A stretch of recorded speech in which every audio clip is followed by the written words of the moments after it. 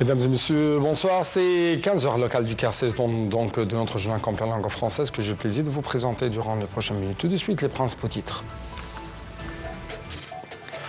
Le Premier ministre Dr Moustapha Madbouli a affirmé que l'État a accordé un grand intérêt à la zone économique du canal de Suez lors de sa tournée dans la zone d'As-Sokhna.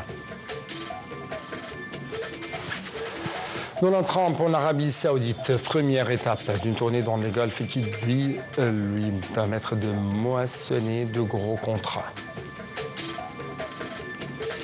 Enfin, l'armée de l'occupation israélienne frappe un centre de commandement de contrôle situé dans l'hôpital Nasser à Khan Younis. Le journal en détail, le Premier ministre Dr Moustapha Madbouli a affirmé que l'État égyptien accordait un grand intérêt à la zone économique du canal de Suez, car elle constitue le moteur principal de l'attraction des investissements étrangers. Elle assure le développement économique durable à travers la mise en place de géants projets en coopération avec les institutions de l'État et le secteur privé, autant local qu'étranger. Lors de sa tournée dans la zone d'As-Sokhna, relevant de l'autorité générale de la zone économique du canal de Suez, Dr Madbouli a inauguré une usine chinoise du tuyau en fonte ductile à des investissements s'élevant à 150 millions de dollars. À la suite de cette inauguration, Dr Madbouli a souligné que ce projet chinois revêt une importance particulière car il fera baisser la facture de l'importation de tuyaux en fonte ductile utilisés dans plusieurs géants projets nationaux d'infrastructures de logement. Il a ajouté que cette usine fera également localiser en Égypte cette importante industrie afin de remplir les besoins et répondre plutôt aux besoins des marchés locaux et voisins. À l'issue de sa visite à la zone économique du canal de Suez, le Premier ministre Dr Moustapha Madbouli a inauguré l'extension de la société turque Hayat Egypt pour la production sanitaire, une usine produisant du papier non tissé située dans le périmètre du développeur industriel Orascom pour les zones industrielles, dans la zone industrielle de Sokhna, issue de l'autorité générale du canal de Suez. L'usine est située sur une superficie totale de 21 000 mètres carrés avec des investissements s'élevant à 60 millions de dollars, soit environ 3 milliards de livres égyptiennes et offre environ 200 opportunités d'emploi directes, tandis que sa capacité de production annuelle est de 60 000 tonnes.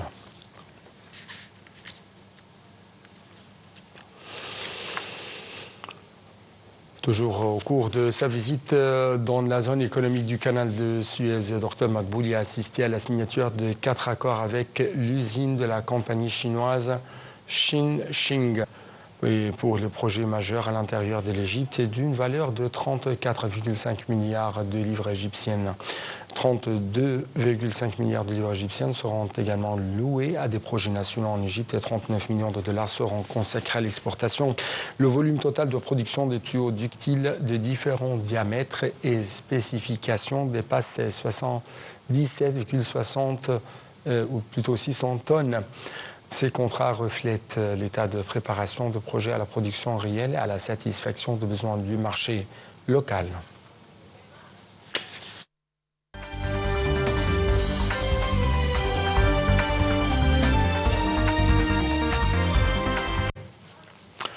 Au niveau régional, le prince héritier saoudien, Premier ministre Mohammed bin Salman a reçu aujourd'hui le président américain Donald Trump qui a entamé une tournée dans le Golfe.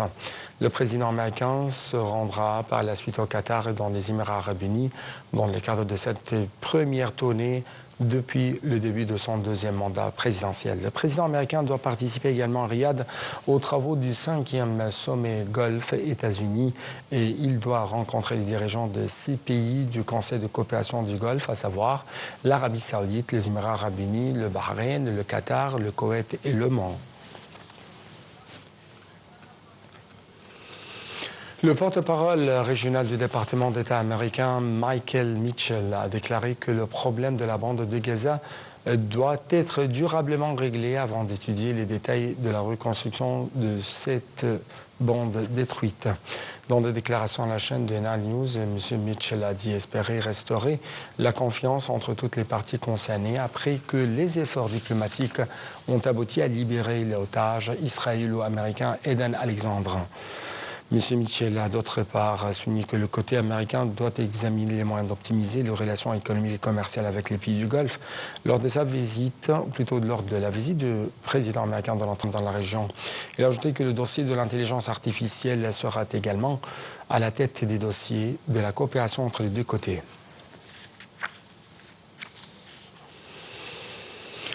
Le chef de la diplomatie égyptienne, Dr Badr al-Ati, a eu aujourd'hui un entretien téléphonique avec son homologue turc Hakan Fidan, au cours duquel ils ont examiné les moyens de renforcer les relations bilatérales ainsi que les derniers développements dans la bande de Gaza. Abdel Ati a informé Fidan des efforts déployés par l'Égypte en coopération avec le Qatar et les États-Unis en vue d'une reprise du cessez-le-feu, de la libération des otages et des détenus et de l'acheminement des aides humanitaires et médicales sans entrave dans le secteur. Le ministre des Affaires étrangères a également mis son homologue turc au courant des préparatifs de la conférence internationale du Caire sur la reconstruction de Gaza, qui sera tenue juste après la conclusion d'un accord sur l'entrée des aides humanitaires. Les deux ministres ont réitéré d'eux-mêmes le rejet de tout déplacement des Palestiniens et ont échangé les vues concernant les derniers développements en Libye.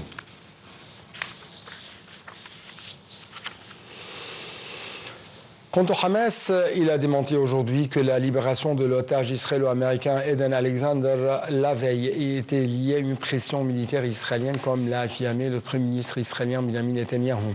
Le mouvement palestinien a affirmé dans un communiqué que le retour d'Eden Alexander était le résultat de communications sérieuses avec l'administration américaine et des efforts des médiateurs et non une conséquence de l'agression israélienne ou de l'illusion d'une pression militaire israélienne.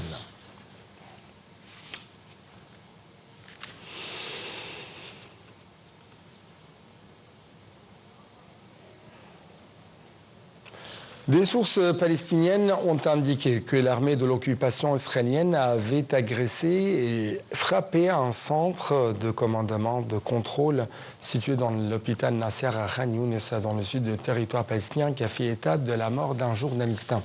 Le Hamas a affirmé ensuite dans un communiqué qu'une attaque avait provoqué la mort des patients, sans préciser le nombre.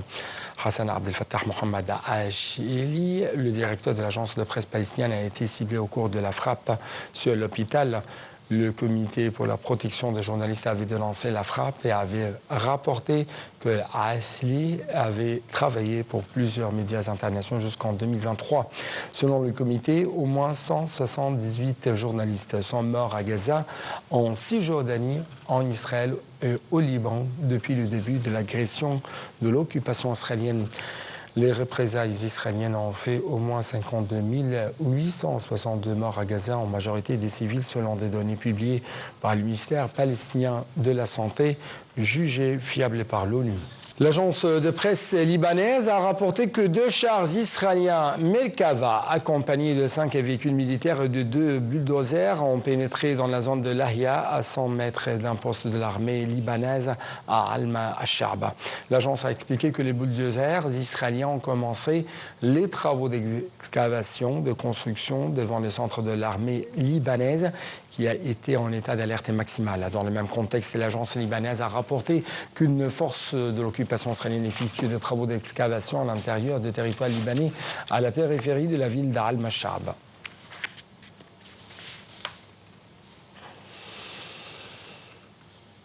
La mission d'appui des Nations Unies en Libye, MANUL, a exprimé sa profonde préoccupation face à la détérioration de la situation sécuritaire dans la région d'Abu Salim, au sud de la capitale Tripoli, où de violents combats s'intensifient dans des quartiers civils peuplés.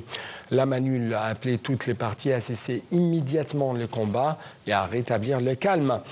Des affrontements entre groupes armés rivaux dans la capitale libyenne Tripoli hier soir ont fait au moins 6 morts, parmi lesquels Abdel Jahani Nawa El-Kiki, chef de l'autorité de soutien à la stabilité selon le centre de médecine d'urgence. Le ministère de la Défense libyenne a assuré avoir repris le contrôle de la situation. Les États-Unis ont annoncé hier imposer de nouvelles sanctions contre l'Iran, visant son programme de recherche nucléaire en pleine discussion avec Téhéran. Les détails tout de suite.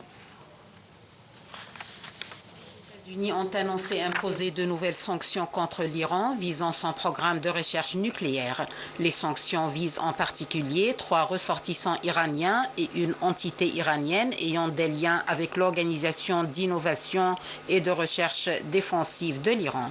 L'Iran continue d'étendre considérablement son programme nucléaire et de mener des activités de recherche et de développement à double usage, civil et militaire, applicables aux armes nucléaires et aux vecteurs d'armes nucléaires, a déclaré le chef de la diplomatie américaine Marco Rubio.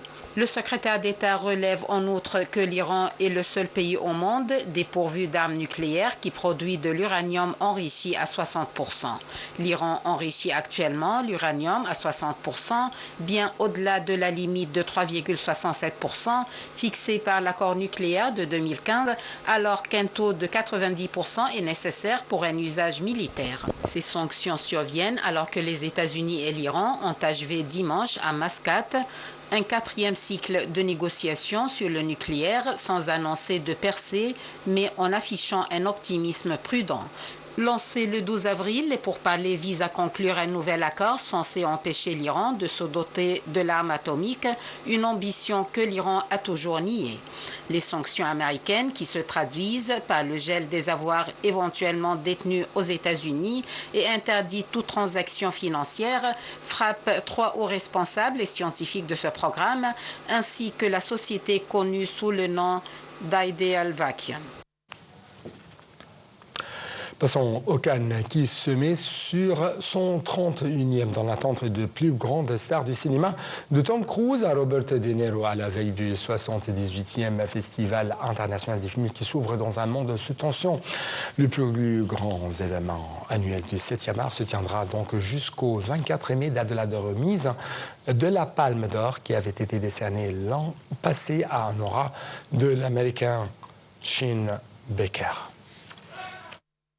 Les quelques 40 000 festivaliers accrédités venus de 160 pays ont commencé à rallier la Côte d'Azur et les hôtels et palaces de la Croisette. Les équipes du Palais des Festivals ont déroulé les affiches officielles de cette édition célébrant le couple de cinéma formé par les acteurs français Jean-Louis Trintignant et Anouk Aimé, dont Un homme et une femme, Palme d'Or de 1966. Clôturons donc cette édition par la bourse égyptienne où les indices de la bourse du Caire ont enregistré une hausse collective à la clôture de la séance d'aujourd'hui, soutenue par les opérations d'achat effectuées par des institutions des fonds d'investisseurs locaux et arabes.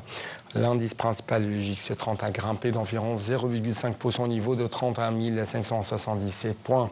L'indice secondaire JX70 a également haussé d'environ 0,5%, tandis que l'indice JX100 a reculé d'environ 0,2%. Donc avec ça, nous devons clôturer cette édition de notre journal complet en langue française. Merci beaucoup pour votre attention toujours. Bonne suite de nos programmes sur votre chaîne, la deuxième chaîne nationale. Au revoir.